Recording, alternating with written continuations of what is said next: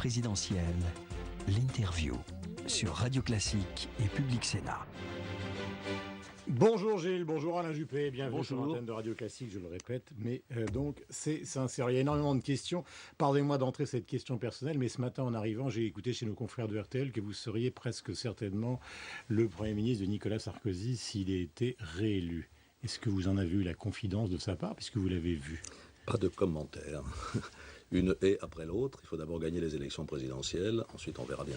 Est-ce que c'est vrai que vous avez dit, et après on en terminera sur cet aspect personnel, mais est-ce que c'est vrai que vous avez dit à des journalistes à Bordeaux que vous vous sentiez bien actuellement, peut-être dans la campagne, et que vous aviez rêvé d'être président, mais que maintenant c'était une affaire passée, vous n'alliez pas vous faire harakiri sur ce sujet, même si cette ambition a existé ? Ça, c'est vrai. Oui, quand on se bat parce qu'on croit à quelque chose, parce qu'on veut servir son pays, on a des ambitions hautes. Mon histoire a fait que ça n'a pas été possible, voilà. Mais je suis parfaitement bien dans ma peau aujourd'hui, à la fois comme maire de Bordeaux et puis aussi dans ce poste extraordinaire qui est celui du Quai d'Orsay. Vous vous sentez bien dans le dispositif de soutien à Nicolas Sarkozy, dans l'équipe de campagne? Est-ce qu'il vous écoute? Et quels seraient les conseils que vous auriez envie de lui donner dans la dernière ligne droite? D'abord, il nous écoute. Nicolas Sarkozy réunit son équipe très régulièrement. Il nous parle de ses projets, nous lui exprimons nos propres perceptions, et il bâtit avec nous sa campagne. Donc je pense que c'est très efficace. Et en particulier avec vous? Avec d'autres et avec moi. Et je prends ma part de la campagne, en venant chez vous par exemple ce matin, en faisant aussi beaucoup de meetings en province. Il y a beaucoup de monde, il y a une forte mobilisation depuis maintenant plus d'un mois. Je crois que c'est le signe d'un élan que Nicolas Sarkozy a su donner à sa campagne. Alors on va prendre les dossiers avec Gilles les uns après les autres. Il y a probablement une inquiétude, en tout cas vous concernant, ces fameuses images d'Al Jazeera, donc qui sont les images de Mohamed Merah, qui sont arrivées donc dans les locaux à Paris de cette chaîne de télévision. Est-ce que vous avez, comment peut-on dire, entamé une demande pour leur suggérer de ne pas les passer ou pas? Écoutez, à chacun son rôle. Il y a une procédure judiciaire et elle suit son cours. Le terrorisme est une menace qui est revenue au devant de la scène. Mais je peux vous dire qu'au poste que j'occupe, je ne l'ai jamais perdu de vue. Il se manifeste partout, en Europe, au Sahel en ce moment. Nous avons des intérêts. Je n'oublie pas les 6 otages que nous avons au Sahel et un autre en Somalie. Donc le terrorisme est un défi pour toutes les démocraties. Et je crois que le président de la République a parfaitement bien réagi à la suite des événements de Toulouse, en essayant de faire des propositions pour améliorer notre arsenal juridique contre le terrorisme, précisément. Mais est-ce que vous souhaitez qu'il ne passe pas ces images, à titre personnel? Bien sûr, je pense que cette incitation sur des cerveaux souvent dérangés ou fragiles à la violence, au meurtre, est tout à fait détestable. Et est-ce que vous considérez que les explications qui ont été données par la DCRI, qui a posteriori a reconnu qu'ils avaient été peut-être un petit peu, pardonnez-moi l'expression, baladés par Mohamed Merah, sont des explications qui vous satisfont, puisque vous avez été le premier justement à émettre des interrogations sur son suivi? Non, je n'ai pas été le premier. Je me suis exprimé sur nos radios à la suite d'un politologue qui s'appelle François Hesbourg, qui soulevait la question de la faille. Et j'ai répondu, je ne sais pas s'il y a une faille, mais s'il y en avait une, il faut faire toute la transparence. De quoi s'agit-il? Et d'ailleurs, je crois que la réponse du président de la République est parfaitement adaptée. C'est vrai que dans notre législation, il peut y avoir eu des failles. Je prends un exemple. Aller dans un camp d'entraînement en Afghanistan, cela tombait sous le coup de la loi. En revanche, aller dans une école coranique où on prêche le djihad contre l'Occident, c'est-à-dire le terrorisme et la tuerie et la haine, ça ne tombait pas sous le coup de la loi. Là, il y a une faille et on va la combler. Et quand le père de Mohamed Merah souhaite porter plainte contre la France en disant que on aurait pu finalement peut-être l'attraper vivant et non pas avec le résultat que l'on connaît, vous en pensez quoi? Vous réagissez comment? Bon, écoutez, je ne vais pas me mettre à la place de qui que ce soit, mais si j'étais le père d'un tel monstre, je me tairais dans la honte. Est-ce que ça veut dire que vous vous interdisez, par exemple, de réfléchir à la question de savoir à qui profite politiquement cette affaire? Non, moi je ne veux pas m'entrer dans ce débat. Il y a des observateurs en politique, c'est leur rôle de faire le lien entre les sondages et les événements. Moi, c'est pas mon rôle à moi. Mon rôle à moi, c'est d'essayer de faire passer les messages de Nicolas Sarkozy. Et tout à l'heure, j'écoutais Guillaume Tabar qui disait que les sarkozystes redoutaient les débats économiques. Eh bien, je veux le rassurer et le démentir, pas du tout. Et je pense qu'il faut effectivement, comme nous l'avons fait depuis le début de la campagne, être très présent sur ce terrain-là, parce que les propositions du candidat socialiste sont calamiteuses pour notre pays. D'abord, tout son discours sur le retour à l'équilibre budgétaire, accompagné de dépenses supplémentaires et de zéro économie, nous conduit à un matraquage fiscal et social qu'on a déjà démonté dans son propos. Ensuite, il y a une notion qui est totalement absente de son propre message, qui est la notion de compétitivité, alors que Nicolas Sarkozy fait des propositions très précises dans ce domaine. Et enfin, certains de ses propres amis ont qualifié de bourde historique sa proposition sur les traités européens. Donc vous voyez que le candidat socialiste est particulièrement faible. Mais quand il ironise sur le chômage...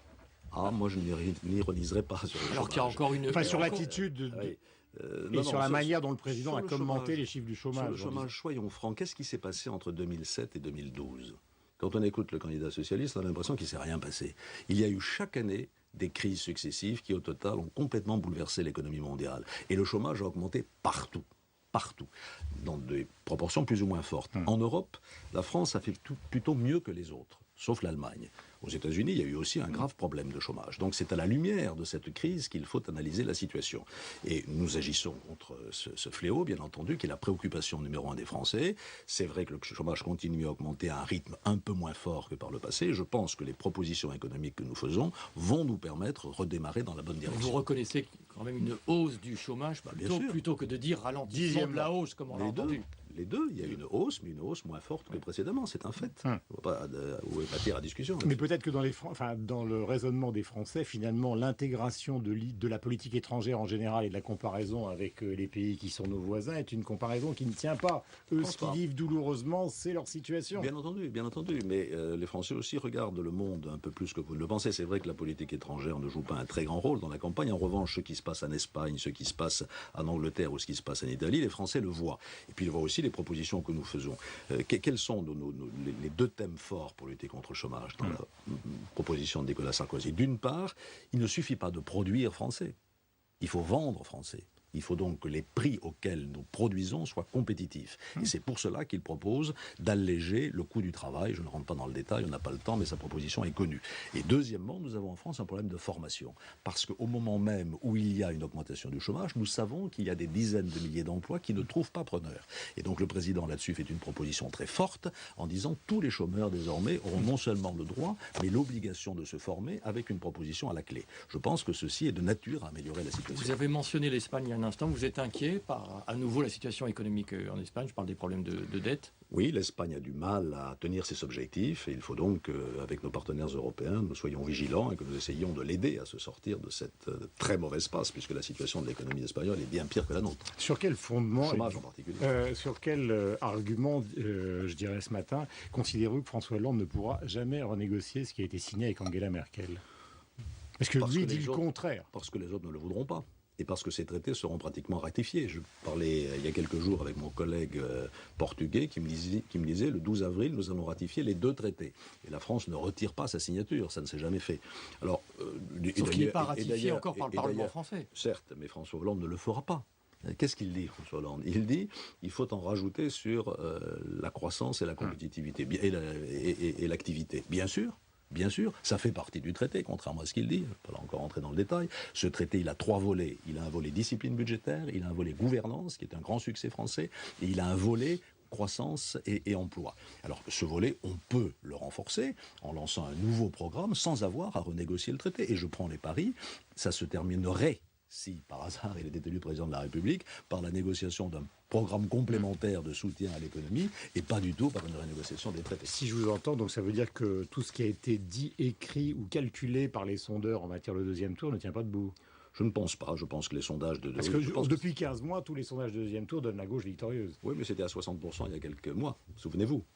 On pensait aussi il y a quelques mois que Nicolas Sarkozy ne serait pas présent au deuxième tour, au premier tour, pardon. Au deuxième tour, oui, après le premier tour. On voit qu'aujourd'hui, les courbes se sont croisées. Et je ne pense pas que quelqu'un qui n'a pas voté pour Nicolas Sarkozy ou pour François Hollande au premier tour soit très crédible dans sa réponse sur ce qu'il fera au deuxième tour. Les sondeurs le savent bien. Donc attendons de passer le cap du premier tour. J'espère que Nicolas Sarkozy passera en tête. Il y a de bonnes raisons de le penser. Et ensuite, il y aura une deuxième campagne de deuxième tour. Et je reste tout à fait confiant sur sa capacité à convaincre les Français que lui, il a la stature d'un président. Mais justement, Alain Juppé, il n'y a pas de malédiction de la zone euro, parce que tous les dirigeants de la zone euro, vous les connaissez, vous les avez pratiqués, ils sont tous sortis les uns après les autres dans ce contexte de crise. Pas tous, il y a quelques exceptions. Gordon Brown, Berlusconi... Gordon Brown n'était pas dans la zone euro. Oui. Donc, mais Zapatero, même Mme Merkel perd toutes les élections intermédiaires. Quelques-uns, mais pas tous. Et je pense qu'il n'y a aucune malédiction, parce qu'aujourd'hui, la zone euro est en train de sortir de la crise. Il faut bien voir que les marchés se stabilisent, que les pays en crise l'Espagne a des difficultés, on l'a vu tout à l'heure, mais font des programmes extrêmement sérieux, l'Italie en particulier, et regardez ce qui se passe sur les marchés, les choses se calment. Si nous remettions de la pagaille en Europe, si nous renégocions les traités, alors là, les turbulences reviendraient et il y aurait de grands risques pour l'économie. J'écoutais tout à l'heure votre invité, M. Toiti, qui parlait de l'explosion de la zone euro en s'empressant de dire que ce serait une catastrophe absolue pour la France s'il fallait sortir de la zone euro.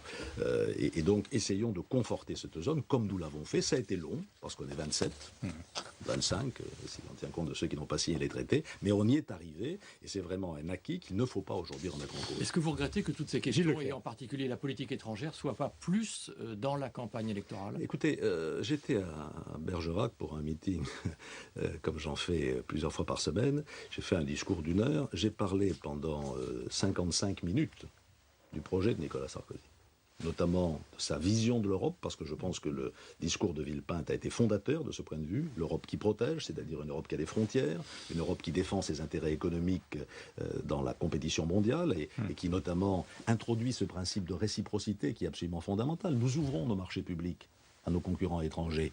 Il faut que nos concurrents étrangers ouvrent leurs marchés publics à nos entreprises. Et le président est arrivé à convaincre la Commission sur ce point. Elle vient de faire une proposition. Donc j'ai parlé de ça, pardon de me citer, enfin, c'est ce que je connais le moins mal, pendant 55 minutes.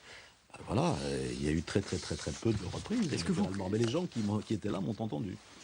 François Hollande, président de la République demain, est-ce que de votre point de vue, c'est un risque pour cette construction européenne ou pas du tout ? Je pense que oui, et c'est pour ça que je me bats avec beaucoup d'énergie aux côtés de Nicolas Sarkozy, parce que je pense qu'il a une vraie crédibilité européenne, il l'a prouvé dans les années passées, sa présidence de l'Union européenne en 2008 est saluée par tout le monde comme un très grand succès, alors que le manque d'expérience et surtout de constance de François Hollande est dénoncé par ses propres amis. Donc je pense que ce serait une faiblesse pour la France, incontestablement. Est-ce qu'il existe une maladresse des mots ? Hollande serait nul. Ce sont des confidences de Philippe Ridet, donc, qui a suivi le président de la République.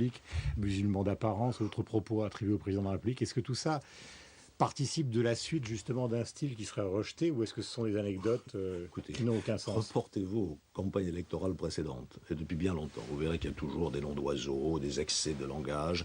On est en permanence quand on est un homme politique sous la pression, les caméras, même quand je viens vous voir, il y a une caméra. Donc parfois il y a un mot qui échappe et qui n'est pas adapté, mais c'est pas ça l'essentiel. Le fait qu'il n'ait pas fait de voyage important à l'étranger, François Hollande, est-ce que vous considérez, et là c'est dans le droit fil de ce que disait Gilles tout à l'heure, que c'est un handicap pour lui ? Je pense que c'est un handicap, il ne connaît pas le monde.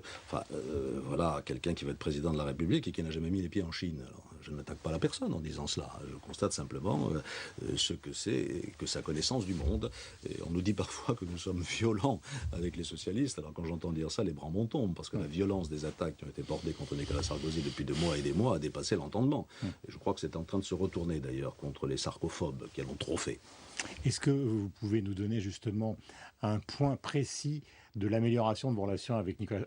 Qu'est-ce qui fait que ça marche entre vous et Nicolas Sarkozy aujourd'hui, alors qu'il y a des moments, je me souviens de la lecture du livre d'Alain Cabana, où ça n'a pas été forcément tout à fait, je n'ai pas employé le mot rose. La vie est longue, vous avez tous connu des moments où vous étiez très copains avec les uns, moins copains avec les autres. Moi j'ai travaillé très longtemps avec Nicolas Sarkozy, il y a eu des périodes où on s'entendait très bien.